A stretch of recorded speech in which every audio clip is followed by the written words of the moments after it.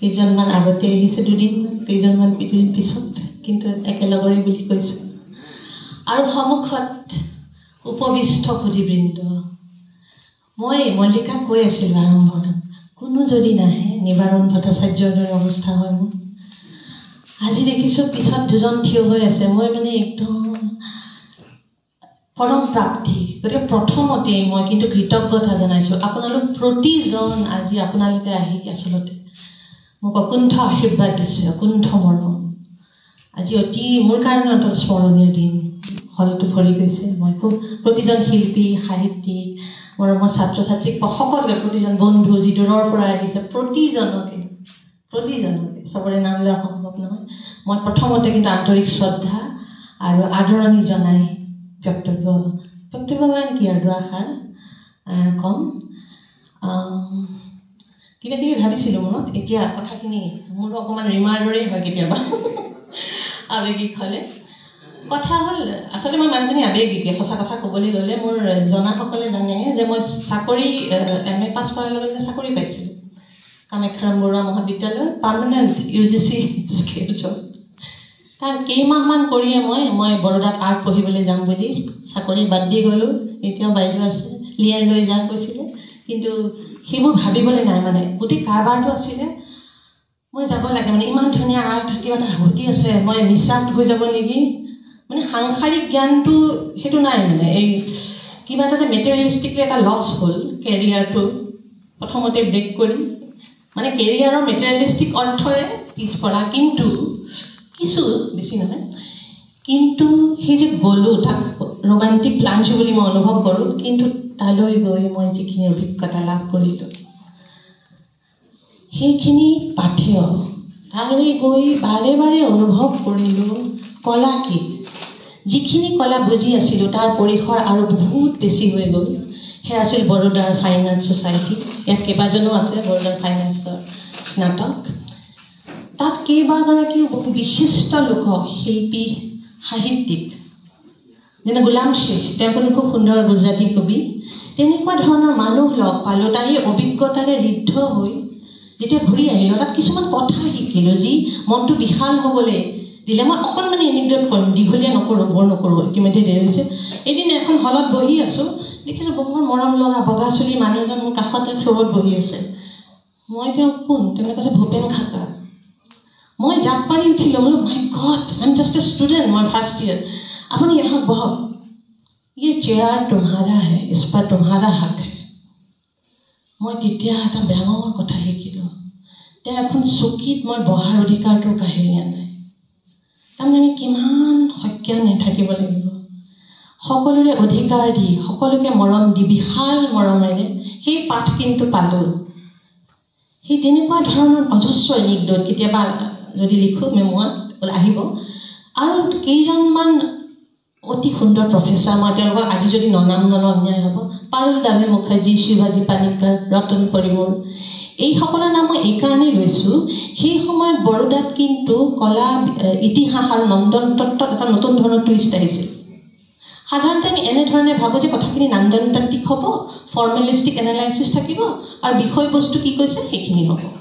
কিন্তু সেই সময়ত নিউ আৰ্ট হিষ্ট্ৰী বুলি এখন ভলিউম ওলাল, আৰু অকল তেওঁলোকেই নহয় দেই, পাৰুল দাভে মুখাৰ্জীৰ লগত ইংৰাজী বিভাগ, অন্যান্য বিভাগৰ মানুহখিনি আছিল। তেওঁলোকে সেই নিউ আৰ্ট হিষ্ট্ৰী কেইবাখনো কিতাপ ওলালে, তাত বিভিন্ন ধৰণৰ সামাজিক অৰ্থনৈতিক প্ৰপঞ্চবোৰ লৈ আনিলে, বেলেগ বেলেগ ধৰণৰ লেন্স আনিলে। নিউ আৰ্ট হিষ্ট্ৰীয়ে কেনেকৈ কেৱল নন্দনতাত্ত্বিক সেই দিশতে আবদ্ধ নাথাকি কেনেধৰণে নিউ নেৰেটিভ, নিউ ফিগাৰেটিভ, বৰোদাৰ যিটো নিউ নেৰেটিভ ফিগাৰেটিভ ট্ৰেণ্ডৰ লগত যুক্ত হৈ কাষ্ট, ক্লাছ, দলিত ৰাইটিং, বিভিন্ন ধৰণৰ পৰ্যায়ৰ নাৰীবাদ, LGBTQ নতুন নতুন সেই সময়ত আহিছে 2000ত, সেইখিনিৰে ঋদ্ধ হৈ উভতি আহিলোঁ। আৰু এই কথাখিনি আজি মোক ৰবিজিতাইও সুধিছিলে, আমি নামকাৰীয়ে মাতোঁ যদিও ৰীমা, অৰিন্দমে বুজে, অৰিন্দমেতো আহিছে, মই কি কৰিম তাত, বা তেওঁলোকে, কাৰণ ননিদা আছে প্ৰতিনিধি বয়োজ্যেষ্ঠ, আৰু সমীৰদাক মাতা বহুত কথা আছে, মই ক'ম পটককৈ ক'ম, অকণমানকৈ ক'ম। কিন্তু কথাটো হ'ল এই যে আন্তঃসম্পৰ্কটো, ইণ্টাৰডিচিপ্লিনাৰীটো, তাৰমানে কলা অকল কলা এটা নহয়, সাহিত্য অকল সাহিত্য নহয়, কবিতা অকল কবিতা নহয়, চিনেমা সকলো মিলিহে, সকলো সৃজন যে অল ক্ৰিয়েটিভ এক্সপ্ৰেশ্যন, সেই কথাটো অনুভৱ কৰিছোঁ সেইকাৰণেই আচলতে তেওঁলোককো মাতিছোঁ কাৰণ অকলে নহ'লে আমি ঘেটো হয়তো নাথাকোঁ সেইটো ইম্পৰ্টেণ্ট কথা প্ৰথমতে মই কৃতজ্ঞতা জনাই ল'ম ঠিক ৰীমাৰ দৰে মোৰ হয়তো ভাল হ'ব সমীৰ তাঁতী দেৱৰ ওচৰত মই কৃতজ্ঞ আৰু পংকজ ঠাকুৰ দেৱৰ ওচৰত মই কৃতজ্ঞ মই বৰোদাৰ কথা কৈছোঁ বৰোদাৰ ফাইনেন্স ফেকাল্টিৰ পৰা মই যেতিয়া ডিগ্ৰী লৈ উভতি আহিলোঁ তেতিয়া মোক প্ৰথম সেয়া 2000ত যেতিয়া মই ডিগ্ৰী লৈ উভতি আহিছোঁ সেইখিনি সময়তে ললিত কলা একাডেমীত মোৰ এটা কেন্দ্ৰীয় নিবন্ধ ওলাইছে অসমৰ মডাৰ্নিষ্ট ডিছক'ৰ্ছ সেইটো এটা পৰম প্ৰাপ্তি কাৰণ প্ৰথম আছিলে সেই প্ৰবন্ধটো অসমৰ শিল্পকলা আধুনিক শিল্পকলা বিষয়ক উভতি অহাৰ পিছতেই দুজন বৰেণ্য লোকে মোক দুটা প্ৰস্তাৱ দিলে এজন হ'ল হোমেন বৰগোহাঞিয়ে কলা বীক্ষণ বুলি আমাৰ অসমত এটা কলাম লিখিবলৈ আৰু পংকজ দা আৰু সমীৰ দা সম্পাদক তেওঁলোকে দিলে মোক বেটুপাতৰ এই কামটো যিটো মই 3 বছৰ কৰিলোঁ বহলাই নকওঁ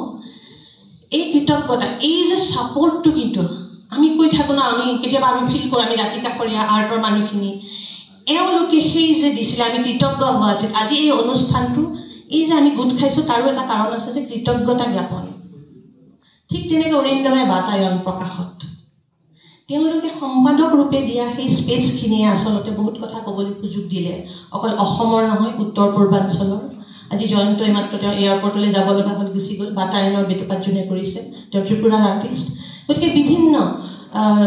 উত্তৰ পূৰ্বাঞ্চল ৰাষ্ট্ৰীয় আন্তঃৰাষ্ট্ৰীয় এই কথাখিনি সাঙুৰি ক'বলৈ দিয়াৰ সুযোগটো হোমেন বৰগোহাঞিয়ে অৰিন্দম বৰকটকীয়ে দিছিল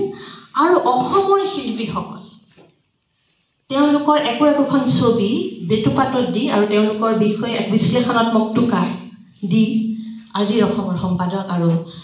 আমাৰ মাজত আজি নাই তেখেতক বৰ মিছ কৰিছোঁ পংকজ ঠাকুৰ দাই দিছিল সেইখিনি সমল লৈ আৰু কিছু নতুন সংযোজন কৰি কিতাপ দুখন উলিয়াইছোঁ বাতায়নত সেই আৰ্ট ক্ৰিটিকেল ৰাইটিং বা যিখিনি আছে সমালোচনাত্মক ৰচনা কেইখন ৰখা হৈছে আৰু কলা বীক্ষণত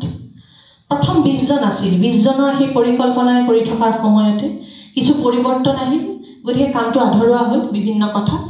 কিন্তু এটা লিষ্ট বনাই থোৱা হৈছিল বোলো 20 বছৰৰ মূৰত আৰু এজন ছাত্ৰৰ খুব হেঁচাত অজিতা হাজৰিকা তেওঁৰ নাম ক'ব লাগিব কাৰণ মই কোনোদিন ভাবা নাছিলোঁ এইখিনি আৰু কোনোবাই পঢ়িবনে কিছুমান কথা ইমান পুৰণি দিনত কোৱা তেওঁ কৈছে নহয় আমি পঢ়িম নহয় আমি আপুনি উলিয়াওক তেতিয়া সেই দুখনৰ এখনত কলা বীক্ষণ য'ত আমি সন্নিৱিষ্ট কৰিছিলোঁ সেই 20 জন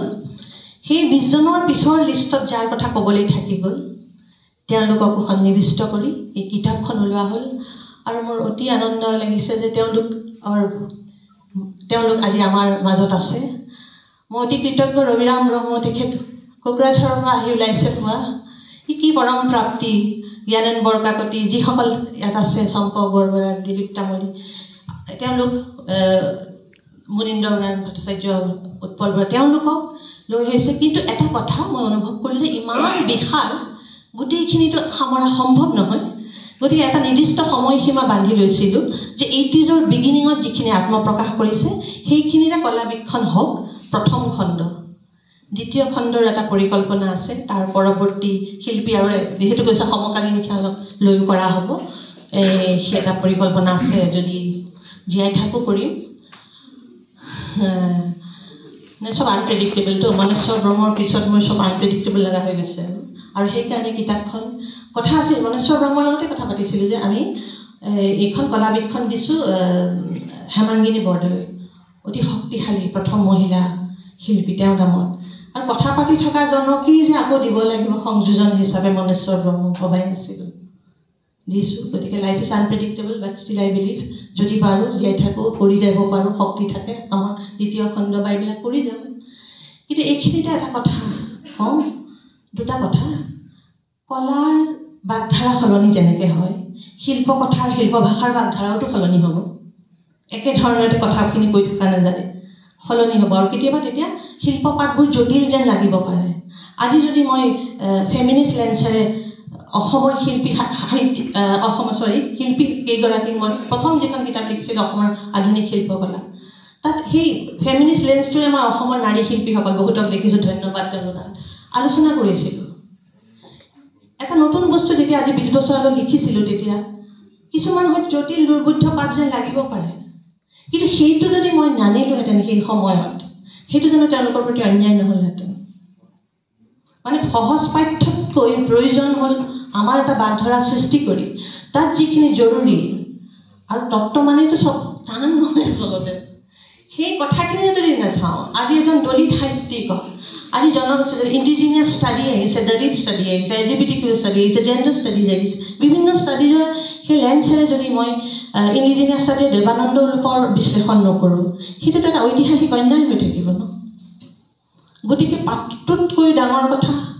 বা শিল্পীতকৈ উদ্ধত কলা সাহিত্যিকতকৈ উদ্ধত সাহিত্য ঠিক তেনেকৈ শিল্পীতকৈ উদ্ধত হ'লে সেই বাগধাৰা যিটোৰ প্ৰতি আমি ন্যায়নিষ্ঠ হৈ থাকিব লাগিব মোৰ শিক্ষকসকলে সেয়া শিকাই পঠাইছিল আৰু সেয়া মই কেৰি কৰিবলৈ চেষ্টা কৰিছিলোঁ যে এইবিলাক লেন্সেৰে বেলেগ বেলেগ লেন্সেৰে চাই সৃষ্টি কৰি আমি তেওঁলোকক সেইটো মানে কি আৰু পাখি উৰে নিজৰ পাখি আমাৰ শংকৰদেৱৰ ওপৰতো নাই আৰু কোনো তেখেতেই কৈ গৈছে সেই চেষ্টা কৰিছোঁ একেবাৰে ক্ষুদ্ৰ প্ৰয়াস কিন্তু মই কোনো ধৰণৰ ক্লেইম কৰা নাই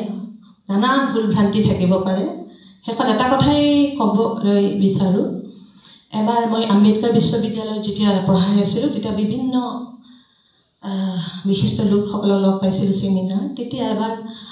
ইণ্ডিয়ান ৰাইটিং উইমেন ৰাইটিঙৰ দুটা ভলিউম এটা বৃহৎ কলেবৰৰ সৃষ্টি কৰা দুগৰাকী বৰেণ্য মহিলা ফেমিনিষ্ট ৰাইটাৰ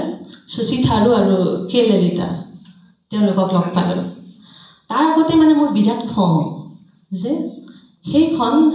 খ্ৰীষ্টপূৰ্ব একেবাৰে মানে বৈদিক সময়ৰ পৰা আৰম্ভ কৰি এই সমকালীন গোটেই সাহিত্য সকলো মহিলা সেই সকলো ভাষাৰ ল'লে অসমৰ এজনো নাই মই মানে কেতিয়া তেওঁলোকক পাম সেইটো সুধিম মানে মই তেতিয়া ছাত্ৰ মানে নহয় সেয়া বৰোদাত চৰি মিক্স হৈছে মোৰ আম্বেদকাৰ নহয় সেইটো বেলেগ এটা কাহিনী সেইটো এতিয়া নকওঁ পিছফালে বহি মই এষাৰ লাষ্টত মিটিঙৰ পিছত লাষ্টত গ'লোঁ গৈ পেলাই মই ক'লোঁ ma'am why haven't you included anyone from Assam? We have so many, right from Padma Priya to Mamani Vishwan Goswami, so many, why not? তেতিয়া তেওঁক একদম সাৱটি ধৰি পেলাই কৈছে ইয়াং গাৰ্ল আমি দুইজনীয়ে বহুত গাঁৱে ভূঞে ঘূৰি গোটালোঁ এতিয়া তোমালোকে কৰাচোন আমি যিখিনি কৰিলোঁ কৰা খাদ্য অনুসাৰে মই গোটেইকেইটা কৰিলোঁ এইটো নহয় যে মই অসমৰ হৈ চেষ্টা কৰা নাই কিবা প্ৰকাৰে নাপালোঁ কিন্তু তোমালোকে এতিয়া আৰু এখন ভলিউম ওলোৱা য'ত সকলো ভাষা থাকিব এই এনিকডটটো মই এইকাৰণেই ক'লোঁ যে মই এই ৩৬জন বা ৩৫জন কৰিলোঁ বহুত ইচ্ছা থকা স্বত্তেও কিছু কাৰিকৰী বা অন্যান্য কাৰণত দুজনমান অন্তৰ্ভুক্ত নহ'ল সেই সময়ত যেনে সোণাৰাম নাথক মোৰ বৰ ইচ্ছা আছিল কিন্তু বাৰে বাৰে ফোন কৰি বিচাৰিও তেওঁক পাব নোৱাৰিলোঁ বিভিন্ন তেওঁৰো হয়তো কিবা অসুবিধা আছিল তেনেকুৱা দুই এটা থাকি গ'ল গতিকে মই অনুৰোধ কৰিম যিখিনি মই কৰিব পৰা নাই বা মই আশা কৰিম সকলোৱে আহিব এই গৱেষণাৰ নতুন তাত শশী থাৰুৱে কোৱাৰ নিচিনা কে ললিতাই কোৱাৰ নিচিনা অৰিহণা দিব আচলতে এইবিলাক কাম কালেক্টিভ গল্পটো নিজৰ তাতো কালেক্টিভ থাকে কিন্তু সেইটো এটা নিজৰ নিৰ্ভীত গুণত থকা কিন্তু এয়াতো এটা সামাজিক কাম চব লাগিব একেলগে মই সকলোকে সেইকাৰণে তাত আনকি কোনোবা এটা সৰু তথ্য দিলেও মই তাত কৃতজ্ঞতা জ্ঞাপন কৰিছোঁ মোৰ কৃতজ্ঞতা কাৰণ এইটো কালেক্টিভ এইটো এটা বৃহৎ প্ৰজেক্ট কিছুমান চেংচন ফাণ্ডেড বাই অথৰিটি কিছুমান নন ফাণ্ডেড কিন্তু এইবিলাক একেলগে মিলি কৰা কাম গতিকে আজি মই অকণমান কিবা এটাত কৰিছোঁ পিছত বহুতো আমি দেখিছোঁ নতুন নতুন শিকা পাইছে তেওঁলোকে আগবঢ়াই নিয়ক শশী থাৰু আৰু কে ললিতাৰ সেই বাক্যখিনিৰে কৈ আৰু সৱশেষত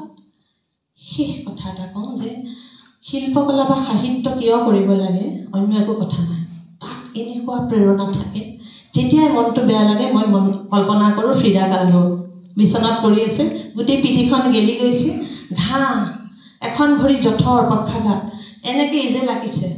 ইফালে ৰিভেৰাই ঘূৰি ফুৰিছে নানান কাণ্ড কৰি কিন্তু তেওঁ আঁকি গৈছে সেই হৰিণাটো নানান কাৰ আহিছে মুখখন ফ্ৰিডাৰ সেই পেইণ্টিংখন